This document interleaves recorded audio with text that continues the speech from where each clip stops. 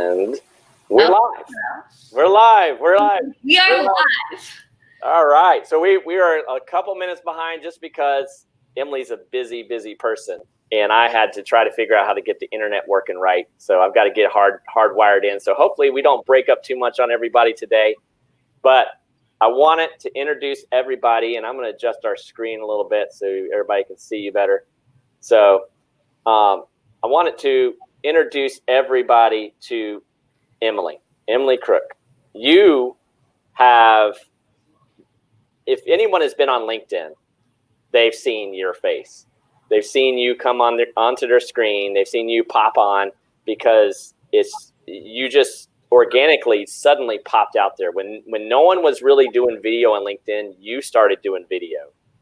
And you basically came on the scene and said, "Hi, I'm Emily, and I'm going to go on this journey, and you're going to come with me." And like everyone did. Everyone started following what you were doing and how you were going. And literally, I mean, I remember watching your views just go up.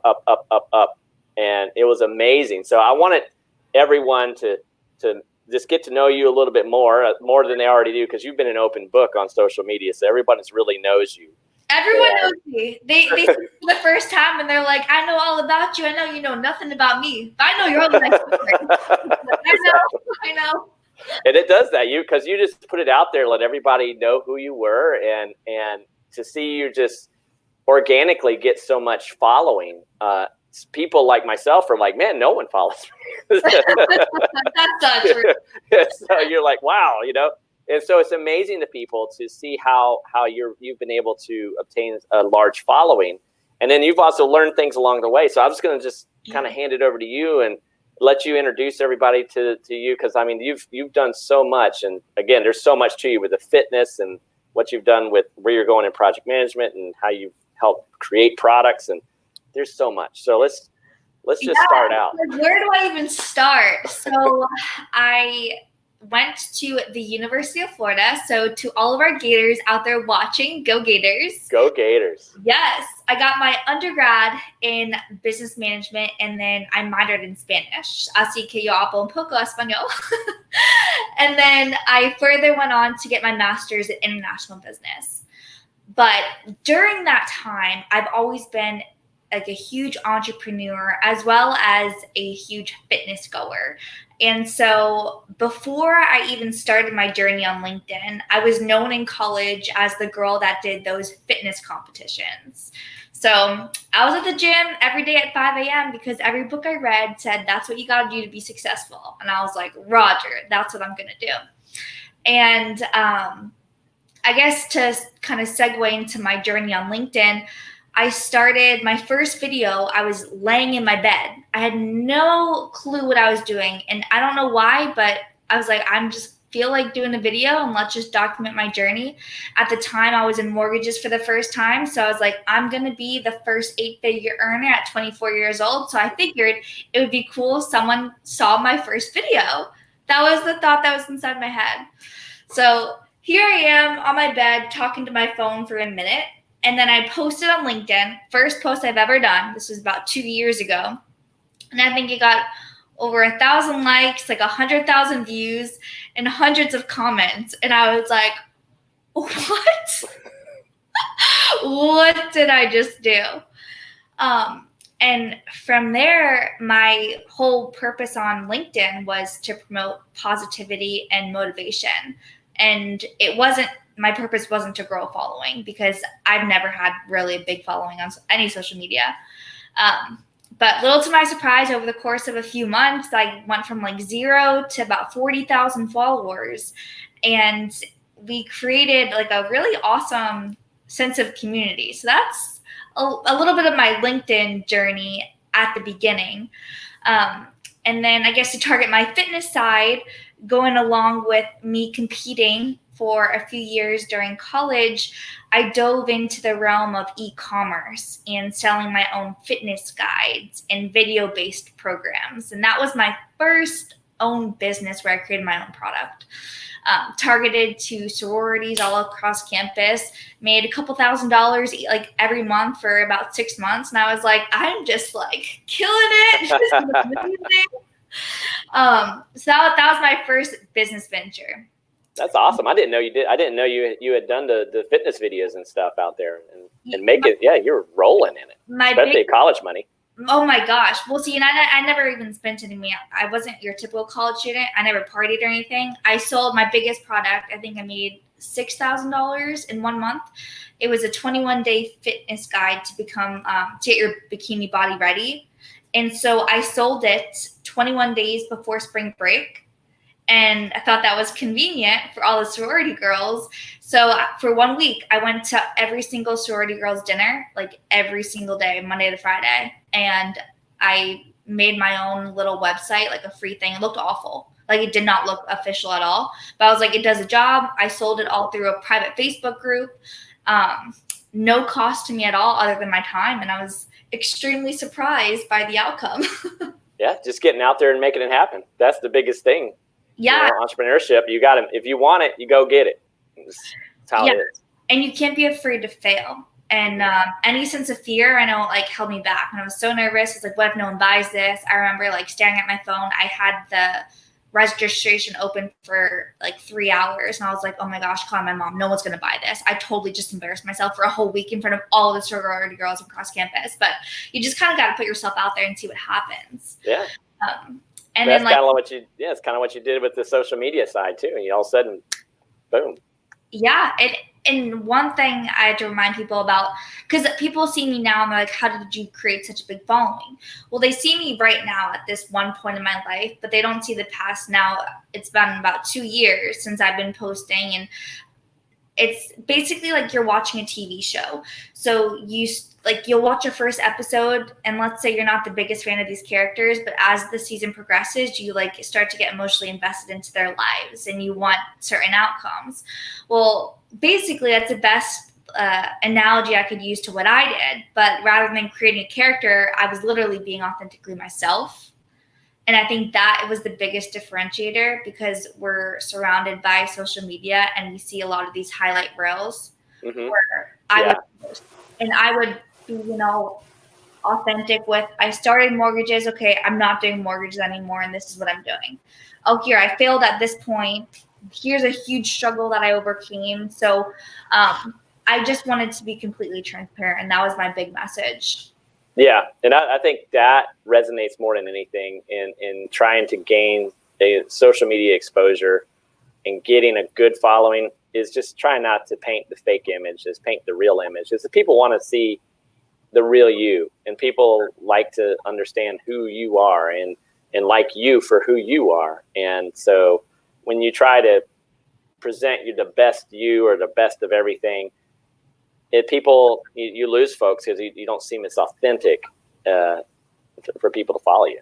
Yeah, and I think like that message goes beyond social media. And during the past couple of years, I've been in several different industries, and you learn about marketing, but most importantly, you learn about sales.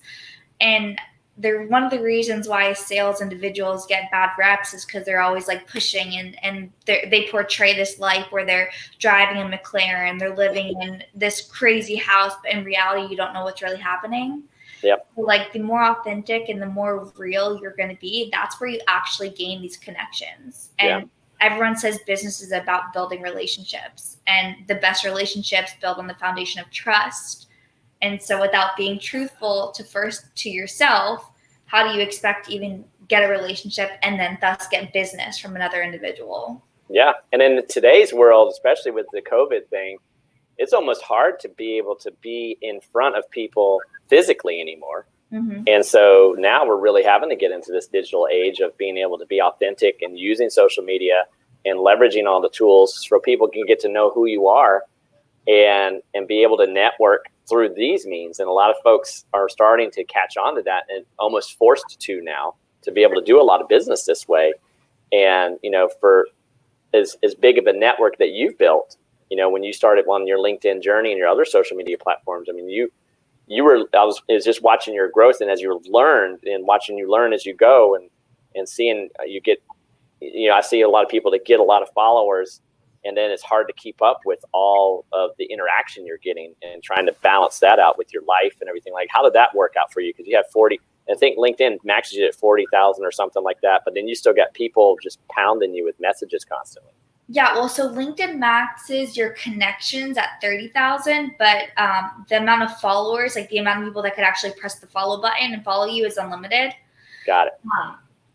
Do I have a balanced life? No. Is it something I'm working on? Yes. So my heart is, if someone like takes the time to comment on my post or to inbox me, I do my very best to respond. And you'll notice that if you look at my post, I try my best to respond to every single comment and send back a message. I can't, unfortunately, because there's just too many now.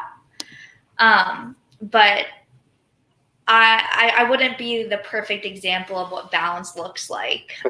I don't know if anybody actually is, especially if you start getting pulled. I mean, it's almost like, folks, even on a celebrity level, because everybody wants their attention, and you can only give so much of yourself, where you have to step back and take a moment in time to step away from this social media world and balance that. I need to spend time with my family, with who I am, and then balance that back and forth and find ways to do that. And that's a big challenge on this, because it can consume you if you're not careful. And we kind of discussed this before we went live, but I was consistently on LinkedIn for about a year, and I grew it up to about 40,000 followers. And I took like 8 months and I didn't post a single thing. And I did that more for my mental health, because I'm a perfectionist, OCD type person, and I'm extremely obsessive. And so I started focusing on, okay, if a post didn't get over 1,000 likes and over like 100,000 views, what am I doing wrong? It's like, it's because of me. Not to take into account that LinkedIn has its own algorithm. As I started posting videos, other people understood that you could create a huge reach for free. It's free marketing. Yeah. So then my audience became more saturated. So there's a lot of different factors that came in, but at the end of the day, I felt myself comparing to the person who was receiving more engagement than me, and I never felt enough. So it's like me driving a Camry, and I'm comparing myself to that person driving a Lamborghini, but I'm not going to compare myself to someone who's driving a 50-year-old rundown car. Mm-hmm. So I took a solid 8 months, and I was not on any form of social media, and I simply had my head down, focused only on my business, and then came back to LinkedIn thinking no one's going to remember me. Well, it's quite the opposite. Yeah. I opened LinkedIn with, I think it was around 750 inboxes asking if I was okay, if I was still alive. And once I started posting, the engagement was still there. And I think it comes down to me being completely authentic this whole time. Mm-hmm. And I'll just, opening up. This was the reason why I wasn't on social media, but I'll do my best now. And so when I started back, I started posting once a week and then twice a week. And now I post when I want, and there's no requirement on it for me. So. And that makes your life easier, just if you try to, I'll try to do sometimes a video a day, and that can get cumbersome, especially when you're trying to actually work too, and trying to, come up with content and all that kind of stuff. It's tough. And I tell people all the time when you're trying to build social media following, consistency is the game, but at the same time, you've also got to figure out how you balance that out where it doesn't drive you nuts either. Yeah, and then there's a controversy of quality over quantity, where like Gary Vaynerchuk will post like quantity. Just keep posting and posting and posting, and then they're going to see your name, and then you could see out of all your posts which perform best. But coming from someone like me, I'm more about the quality. But then I hyper-focus and hyper-analyze over every little thing when I'm like, okay, is that necessary? So it's really finding out, what works for you and what is your strategy. Like, what's the end goal of you posting on it? For me, it's literally to bring a smile to someone else's face, because I now measure my success on how many people I can affect positively in my day, mm-hmm. rather than by a numerical number like in my bank account. So it's what are you measuring as success, and what is your end goal of content? Yeah, and trying to figure out what your content's really going to get you, where you're trying to get your end goal is. Like you've been able to get so many people doing push-ups I've never seen, with your push-up challenges, And honestly, like, everyone asks, why are you on LinkedIn, like what is your end goal? And I don't have an end goal. Through the 2 years, I've been able to speak at different business conferences and get paid for it. I've had the blessing of working with a couple companies doing consulting and doing work I never thought was even like possible. So I'm like, things are just happening. So it's like you just spread positivity and you never know. Like I'm such a big planner where I want to plan like 3 months, 6 months, a year. But in reality, I don't know what's going to happen like next year. Like who would have thought this COVID-19 would happen? Oh, I know. Yeah. So, unbelievable. And I mean, you were your connections, your following and everything you got was able to get you some investors came in, you all created a product that you sold, and you kind of didn't Mako kind of come out of that where you're working now?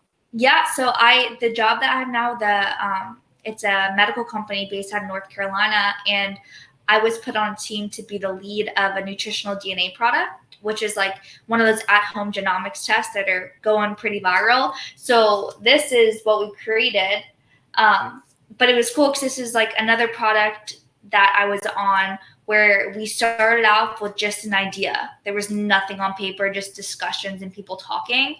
From the inception to actually launching, which is about 12 months, but it's been like a huge learning curve. So I'm very blessed, and that was through LinkedIn. Yeah. Yeah, that's just cool. Is the engagement?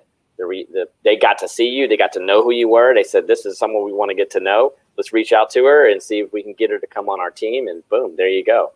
You know, just like the other product that I think you were involved with as well. So I mean, it's just. That's the thing. So even though you really didn't have an end game at this thing, the end game came to you. Yeah, and I think it's like a good message where basically credentials on paper they carry weight, but not as much as like who you are and how driven and motivated you are. Because everyone on this team, they were all like they had PhD, MD, everything, and I'm just like. This 24-year-old, I was like, yeah, whatever, we got this, guys. So, and my dad's a perfect example. He doesn't have a college degree, but he has built his way up in the industry that he's in. So, like those watching this now, I know a lot of people are in Gainesville. Like, if you're at UF, if you're a professional, like credentials are only one thing, and it's not going to stop you from taking different approaches for personal development. Like right now, I was telling Joe, I'm taking a certification test to become a professional Scrum Master. Yeah. Which is, people are like, what is that? Yeah, break that down, because a lot of people, me included, would have been like, what? So my background's in business, and this certification is really geared towards software engineers, but it provides you a very strong foundation in the realm of project management. So that way you could be the translator between a lot of the developers to the business executives. So it's like a stepping stone to get to where you want to be if project management is something that you're looking for. But I'll be taking the test in 2 days. So. Oh, wow. Yeah. So you're really doing us a favor by letting us talk to you for a little bit here while you're in the middle of studying. So I got to ask you, are you still doing the 4 a.m. wake ups? Okay, I don't wake up at 4 a.m. anymore. Honestly, I woke up at 4 a.m. for over a year, and there was no reason why. There wasn't. It was going viral, and I'm like, yeah, I'm doing it because I told myself I was going to do it. I wake up around like 6:30, 7 now. Yeah. It's about where I'm at, 6 or 6:30. Depends on when the kids get up. It's pretty much when I get up. I usually try to get up a little bit before they do. So. Yeah. So I have to stop and ask myself now before I do something, okay, like, why am I doing it? Like, was it necessary for me to wake up at 4 a.m.? No, it wasn't. You know? No, 4 is tough. I tried that a couple times, and that's like, I can do 5. 4 is tough. Yeah, it was tough. It was completely dark outside. The gym didn't open up till 5, so I had time to do a little meditation, eat breakfast, and I was the first one at the gym. I just stood there, waiting for it to open. Outside. So how are you? Because you're really into fitness, and so how are you handling this COVID thing now? You can't go to the gym. No, so I've been doing a lot more calisthenic style training. So it's a lot of body weight stuff. So I'm big into push-ups and one-arm push-ups, squats, lunges, I do like runs outside. I rollerblades. Been rollerblading. So I make sure I get my sweat in every day. I work out for about an hour and a half every single day religiously. Okay.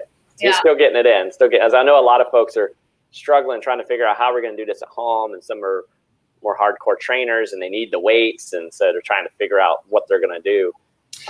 Well, we're lucky that here where I'm staying, like we do have a set of weights, and it's one of those where you can adjust it, so it can go from 5 to 55-pound weights. Oh wow!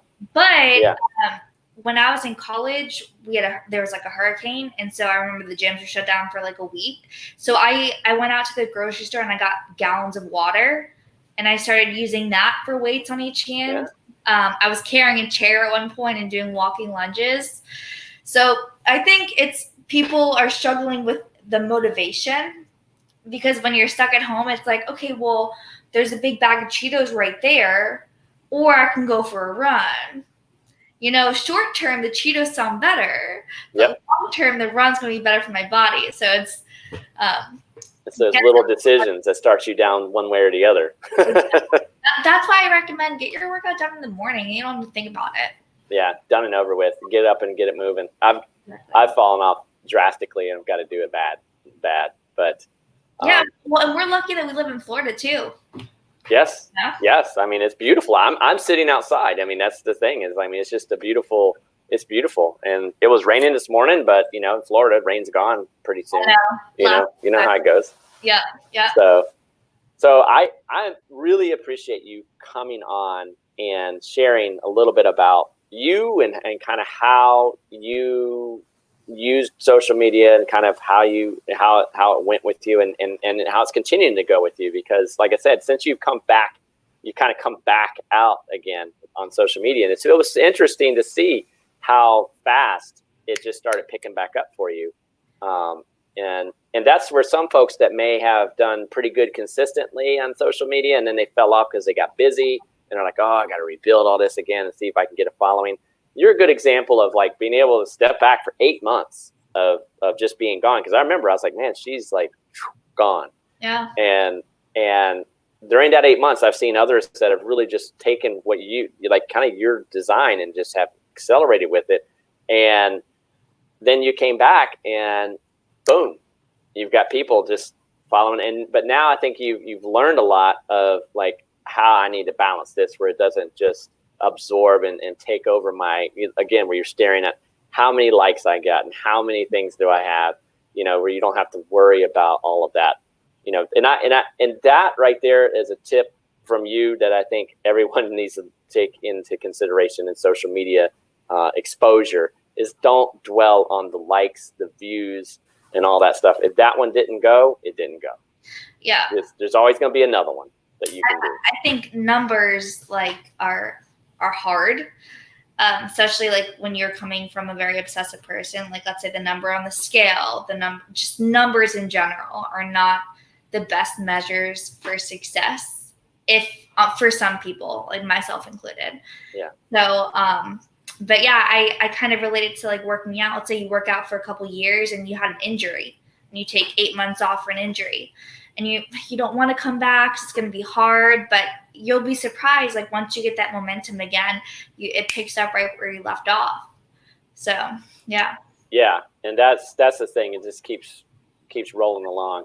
I did want to highlight again on, you showed it a little just briefly, but that DNA test that you guys came up with. Yes. Touch on that for a second, because you told me about it before, and I think it's interesting. And there's some fitness folks that are watching right now would be interested in what this is.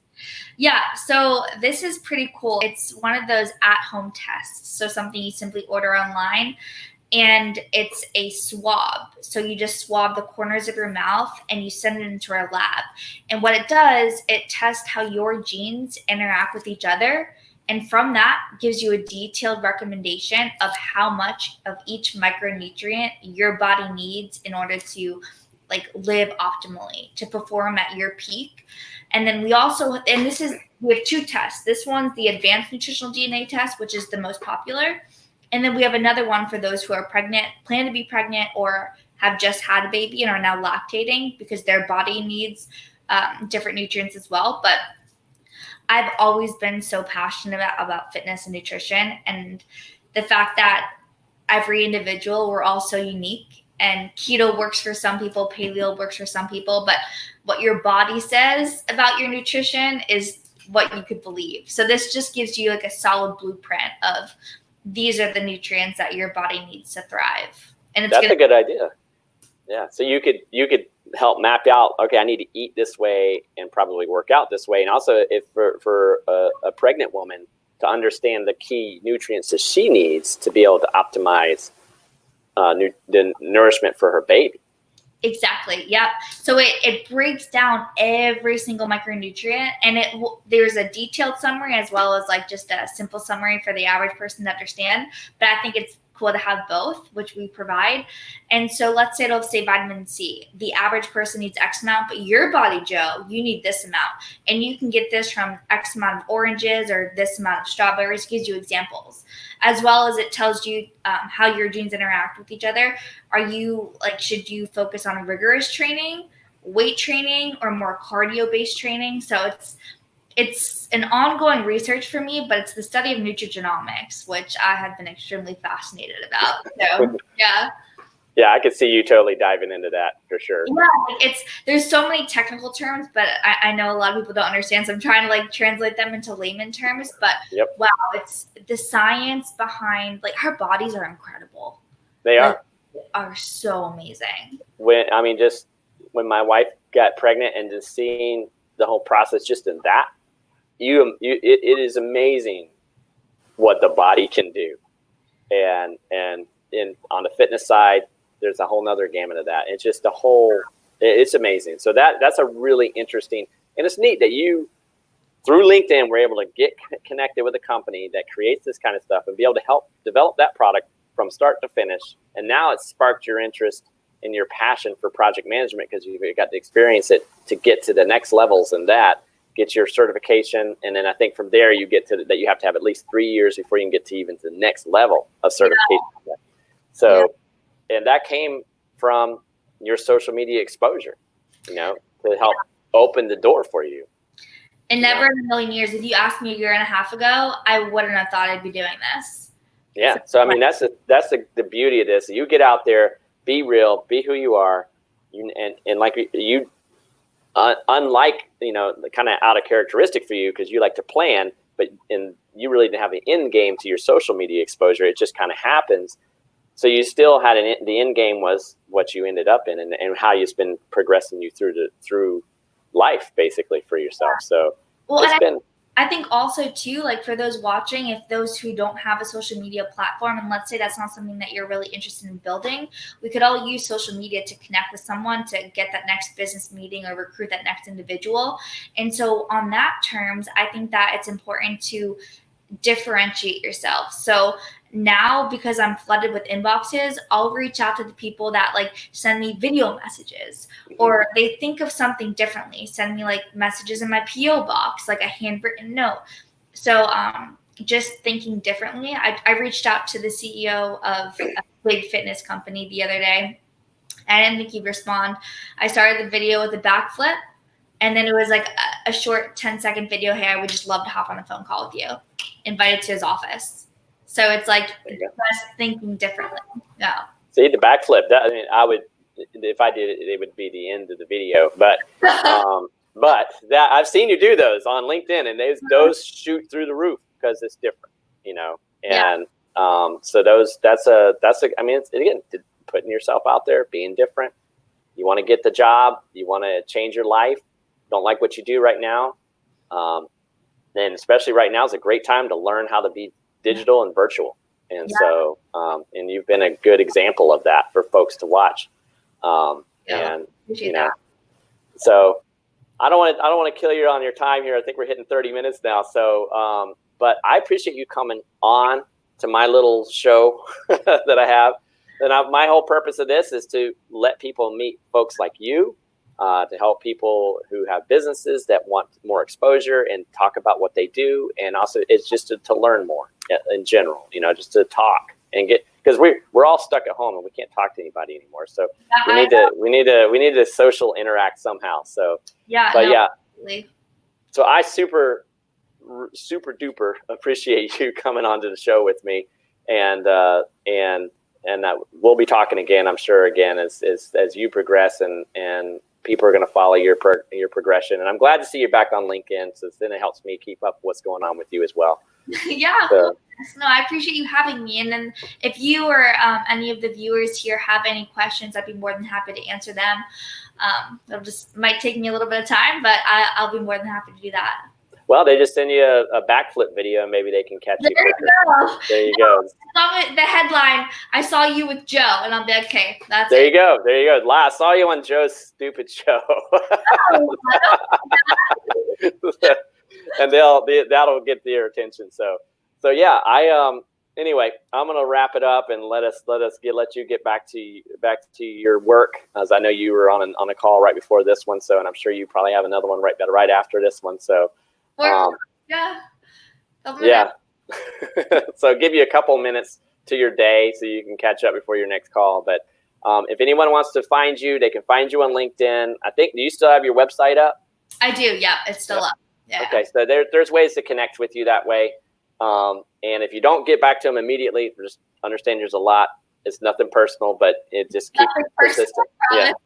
Yeah, just be persistent and you'll reach out. So, but anyway, it is great catching back up with you. Yeah, and always talking to I you. was in your inner circle that you had going on, and that was fun. And we had a lot of masterminds, and there was a lot of good stuff happening with that. So. We didn't even talk about that, but yeah. Yeah, I mean, that was a whole nother animal out of this thing, that you were doing mastermind groups and this whole thing, and it was. We can do that on another show. What we could do is we could talk to people. I think what we'll do is another show on how to do masterminding, because some people don't understand even how that works. Yeah. So we could actually do a whole show on that.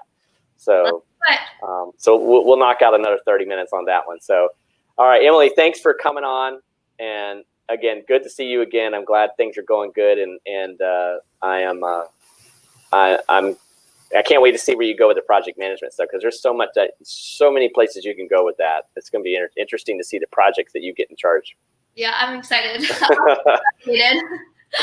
All right. Well, you have a great day. Get on your other call, and we'll see everybody later. And hopefully we'll be back.